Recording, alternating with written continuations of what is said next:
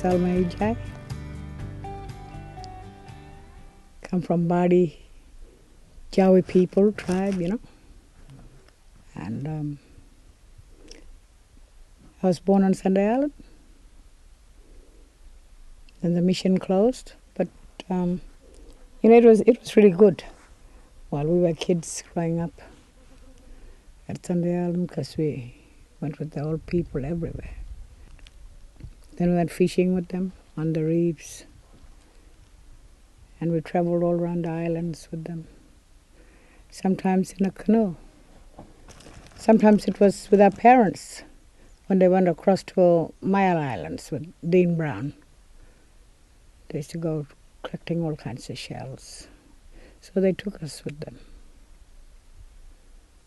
And each time we went somewhere, it was always the old people telling us stories about that country, about the place that we came to.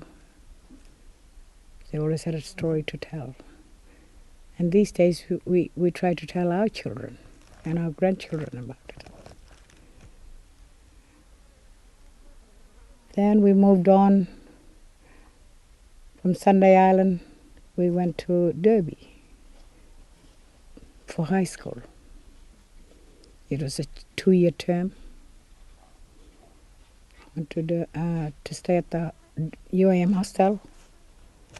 It was good fun too, and so much the missionaries taught us how to look after ourselves as we were growing up.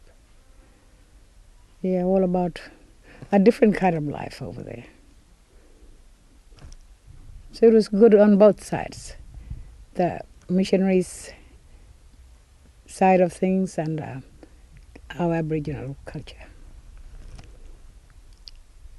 And we got jobs here and there in town. Just came back for holidays, maybe at the end of the year. And we sort of all went back, and the mission closed. Sunday Island Mission. Most of the old people were taken across to Jaringan. And some of the younger children, some of my siblings were taken there with mom and dad. They stayed in Jaringan for a while, camped all around here. But then all went to Derby. Why? I don't know. Then I went away, lived somewhere else for a bit. Wyndham, Kananara. Came back to Derby. And I had children of my own. Then I was told about people were coming back. Some were already here, and some lived on the islands. Yeah, when Sunday Island Mission closed, some people stayed on the other islands. So they all started drifting in. And it was sort of, it was really not well established, but there were quite a few people here. They've already started the ceremonies here. So I was never here for the first ceremony that happened. Usually the Bardi people all came for the ceremonies, like the one just happened. Yeah. But I missed out on that because I was away. And after that, me and Peter, we got together. And we came out here to go and look after his parents, who were getting on in years. And it was like lots and lots of people were here on the beach. And there was only bush tracks going here and there. Yeah. And our old people told us stories about this land as well, about what used to happen. But then Peter told me lots of stories too. How he got along here in his younger days. Well, the old people knew it, but they even knew the tide times. When the tide was just coming in as it is now, they used to want to go on and cross over with the canoes. while it was low tide. And then they stayed there when it used to be very high tide. Then when the tide went low again, then they used to go and cross over to the other islands. And they knew where the water was too, where was a good place to camp. They knew it all. But we took our children, my kids and his son, we took them out to the island as well for camping out. In those days, the kids loved it because they went out fishing, hunting for gulil, parnam and everything. Yeah. So it was a great time for them. These days, people hardly ever go out. Maybe it's because there's so much crocodiles about too. And that is why people don't go out to camp.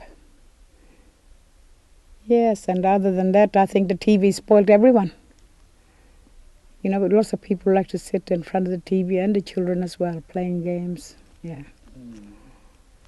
So there's not much. Sometimes we do go out as a family, take our daughter, sons, or whoever, grandchildren, out on the boat, go fishing everywhere. But back in those days, like I said, we used to travel around with the canoe. Yeah, from island to island. And just lived in barleys, just made of leaf and grass, or bush tents, also made of spinifex grass. And sometimes, if they were lucky, they used to get the bark from those big old trees that grow around here. They used to call them. Bamboo trees. Yeah, we used to go and cut that down. They were really good because there was no water coming in. You could live anywhere with it. It's really beautiful.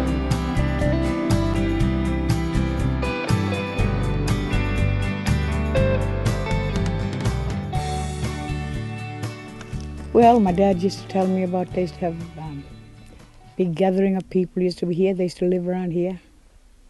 Some on the other side and some over here. And sometimes they had big growling, big fight. There used to be a big fight along here. Yeah, he was involved in it, and so were his uncles and his mum. But they sort of never carried a grudge, which was very good. You know, their family back again, whoever they used to fight with. I think it was sort of people respecting one another. And their parents used to talk to them and tell them, you must don't have a grudge against this person or that person, because they had lots of respect to show that person. And they used to share their food and anything else what they had. Yeah. And maybe that is why they solved everything very quickly. It's not like today. Things have all just gone haywire, I think, with the drinks. Well, only that the dry styles came here and helped people, and it was all just people walking through the bush tracks. Way over there to Malambo, the gateway coming into One Point, people used to walk from here all the way over there to go and get their sores done up, go for medicine. Yeah, that's the time I came. I came a bit late to One Point, but people were still in there at that old store up here. And the water was in the taps already. So it was good. But in my mom and dad's time, when they came here, they used to go looking for water in the water holes, here and there, everywhere. So I guess in that time, all of this place must have been really scrubby, really bushy place for people to live. But as you know, Aboriginal people go and light fires every year to clear the roads. Maybe that was the only time they ever used to go and light up a big fire. It was always winter time when the grass was dry. Then they used to go and burn off for them to walk around here and there And when they wanted to go to another place, maybe another coastal area or to the islands, they used to go and burn those driftwoods. They used to burn those, and then they used to have the fire with them, or go and burn those idol up there. See those idol trees up there? Those pandamas? The dry ones. Gonna put it in, and they're gonna put it on their canoe or their raft. Stick it on, or put it in a drum, and it's still burning inside. When they get to another island, they've got fire already. Mm-hmm. That's how my grandparents used to do it. Because in those days there was no such thing as lighters. Well, these days like I said, we are trying to teach our grandchildren and some their children about how to go about it.